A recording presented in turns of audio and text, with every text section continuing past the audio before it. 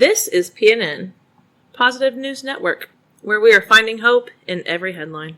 We don't want to ignore problems. We just want to help you focus on the positive.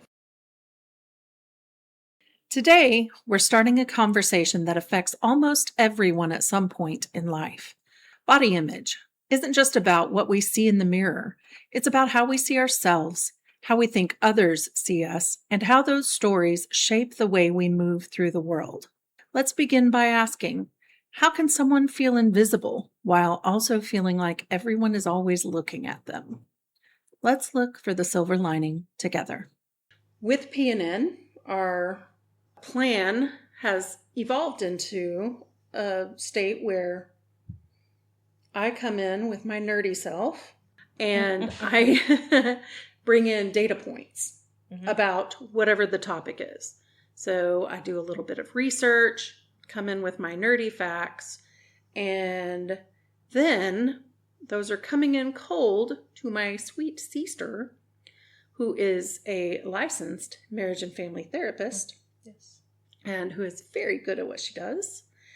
And on the spot right there, she comes up with some way to pull the positive, the silver lining out. That is right. There are silver linings no matter the situation, even if you don't realize them in the moment. Agreed. So this is our body positivity and weight loss episode. I have taken the liberty, Julie, have taken the liberty of having a chat with ChatGPT and doing some research. Well, really, a lifetime of research. Let's be real. So I asked ChatGPT to line up for us some typical issues that come along with being heavy, with being overweight, with being a larger person, things that can make it seem really difficult to find a silver lining. So here, we'll just start off with number one, the very first thing that it came up with. And by the way, as I was reading through these, Susan was watching me and I was like, oh my gosh, how does ChatGPT know all of this? Well, it's because ChatGPT knows all of the interweb things, and more people than just me experience this. So, more people than just us. So many people. Yeah. So, the number one typical issue that came up, and that's feeling hyper visible and invisible all at the same time. You're noticed, but not in a good way.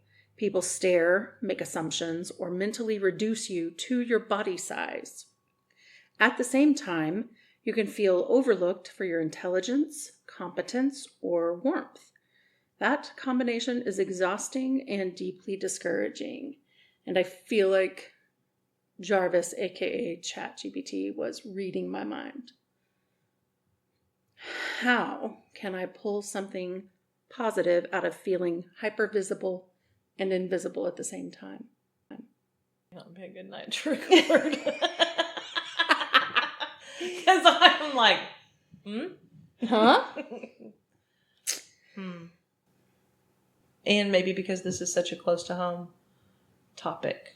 This is one that we have focused on for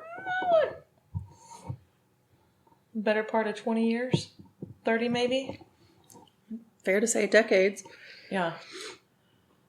So the question is how to find the silver lining in feeling highly visible and invisible all at the same time. How to find the silver lining about that. Being put on the spot, the only thing that I can bring up in this moment is that it forces you to go within. It forces you to look for things that you like about yourself.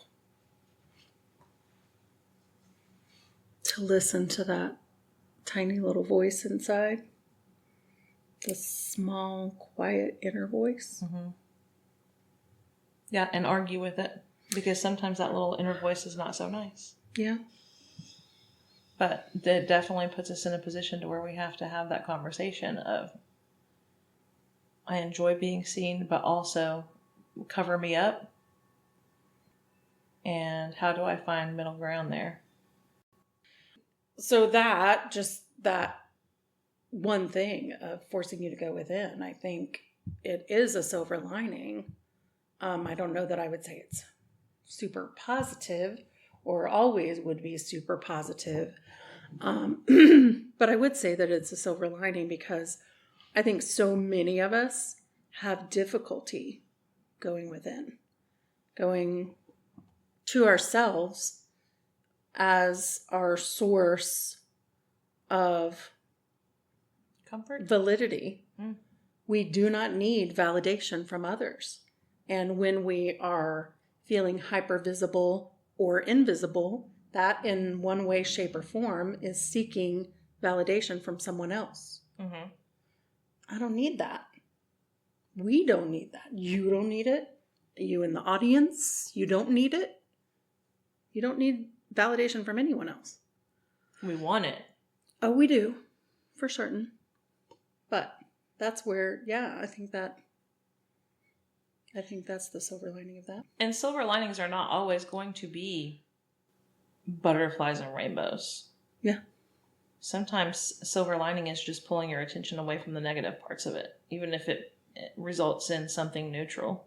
And I think that's what that is. It's a neutral silver lining. Yep, I would agree with that. And for those who don't know, or if this is your first time here, we both, like I said, I think at the beginning, have had a lifetime of experience.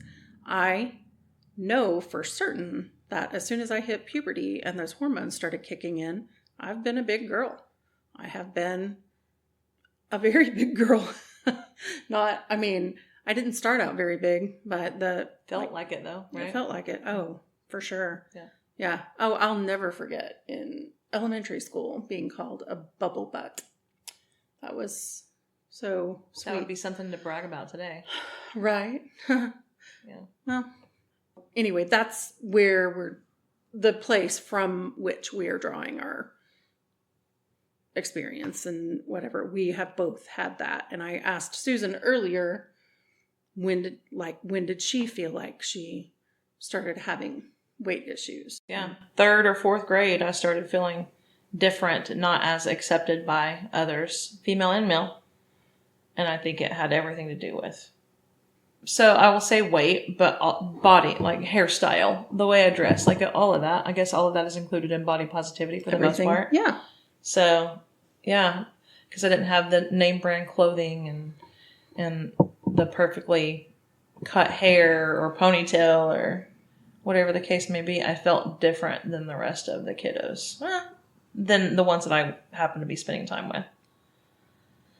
Yeah. Okay. So that's where we're pulling from and why it may be a little more difficult for us at times to get past a neutral into a positive. But let me state this for sure, or restate it because you just said it. Sometimes getting to neutral is the moving up in the scale. Because if you're coming from shame or guilt, things like that, into a place of neutrality, that is moving up on the emotional scale, which is... I agree. Good. Yeah. Here are your takeaways for today. Your value has never been and never will be determined by the size of your body. If you've spent years feeling seen only for your weight, or maybe even feeling overlooked because of it, I want you to know that while those experiences are real, they don't define who you are. Healing isn't about suddenly loving everything about yourself. It may just be moving from self-criticism to self-compassion, or really even just to neutrality. That is still progress worth celebrating. Your relationship with yourself deserves the same kindness and patience that you give to the people you love. Until next time, be gentle with yourself. I bet you're doing better than you think. Today's Glimmer. Sometimes healing isn't happiness. Sometimes healing is simply reaching neutral. This conversation continues in our next episode. Until next time, keep looking for the silver lining. Thank you so much for watching. We hope you found value in our labor of love. We will be back soon with another video, so turn on those notifications and don't be a stranger. Until then, please remember, it may not always be easy, but you can always choose love.